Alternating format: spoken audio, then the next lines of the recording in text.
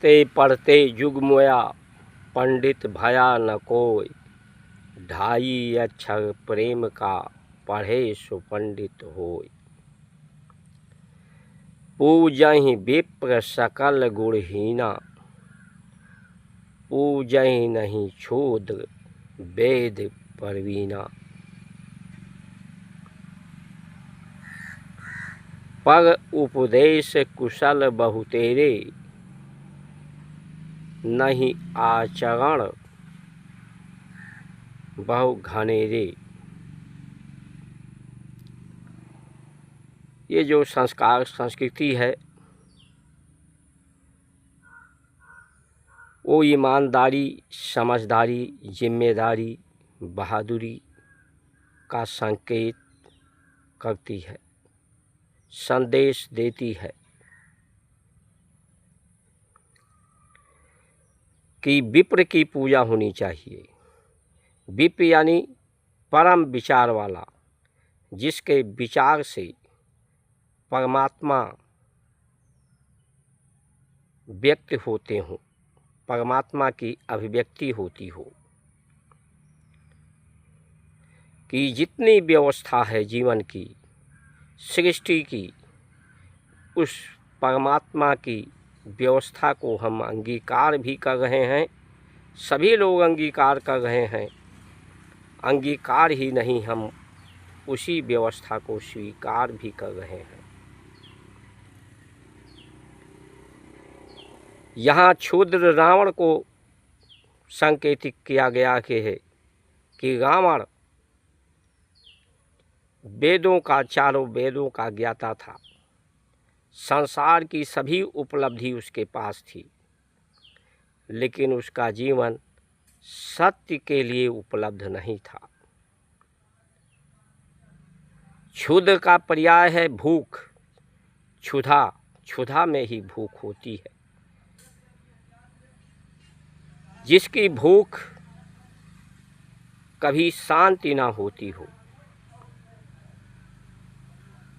भूख को शांति करने में ही पूरा जीवन गुजर जाए। पेट की भूख तो कभी शांत भी हो जाती है कुछ समय के लिए, वासना की भूख कुछ समय के लिए शांत भी होती है, लेकिन कामनाओं की भूख कभी शांति नहीं होती है।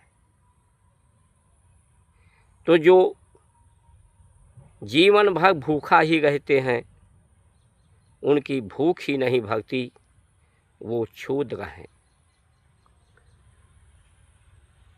वो वेदों का,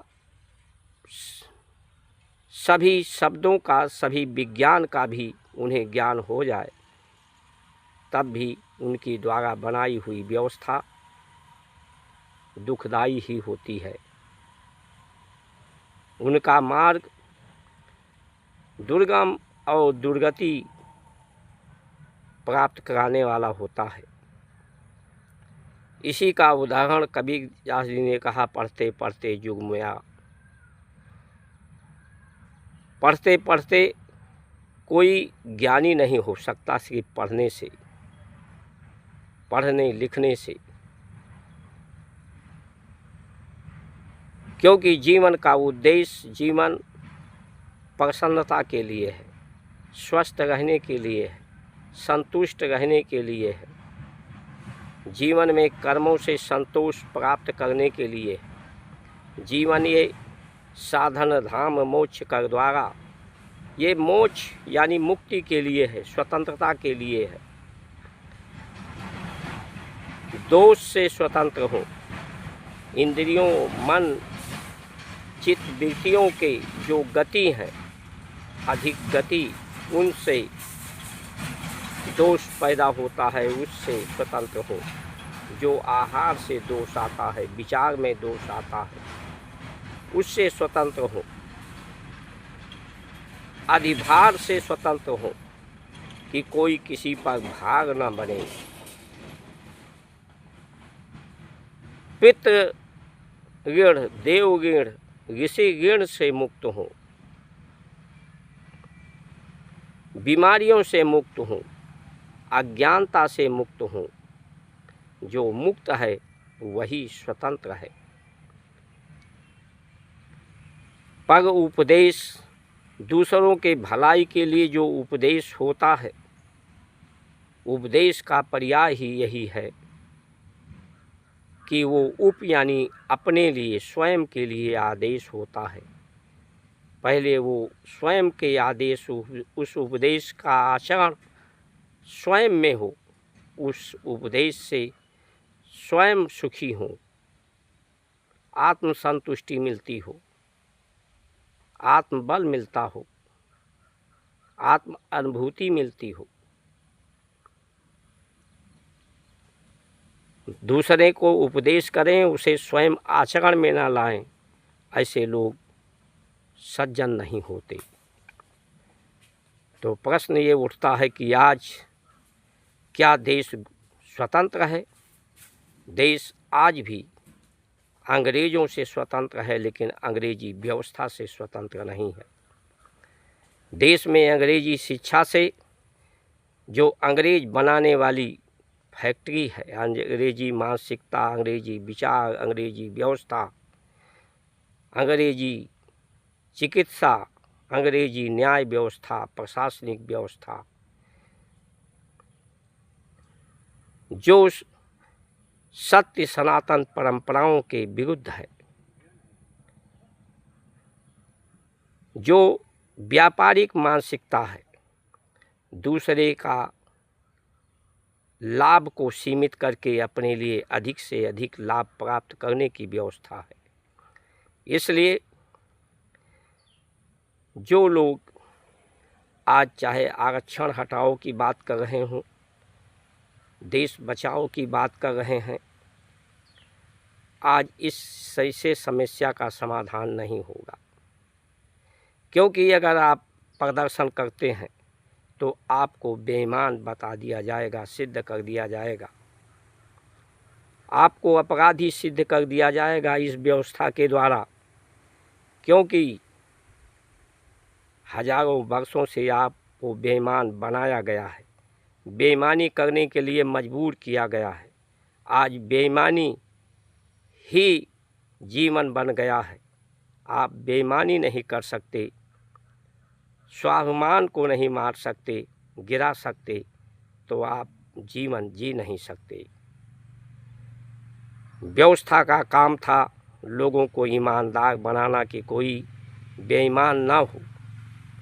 व्यवस्था का काम होता है कि कोई अपराधी ना हो, अपराध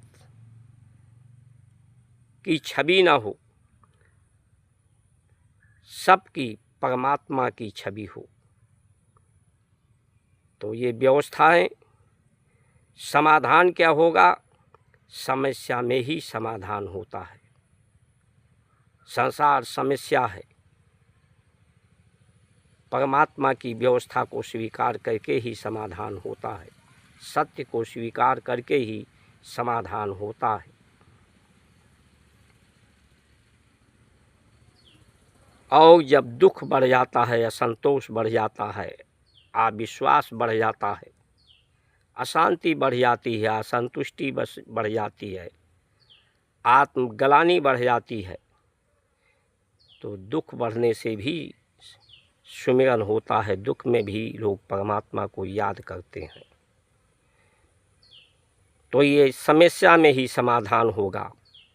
जो ये सुख सुविधा के लिए बेईमानी कर रहे हैं, यही इनकी सुख सुविधा, इनकी दुर्गति का कारण बनेगी।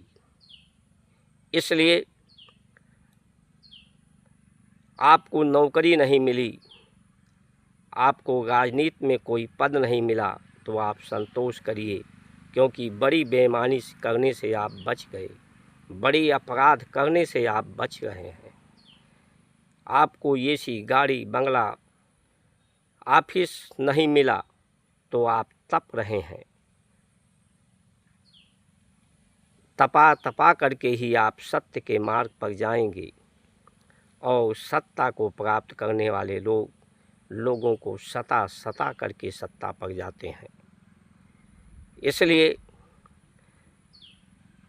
धैर्य रखने की ज़रूरत है।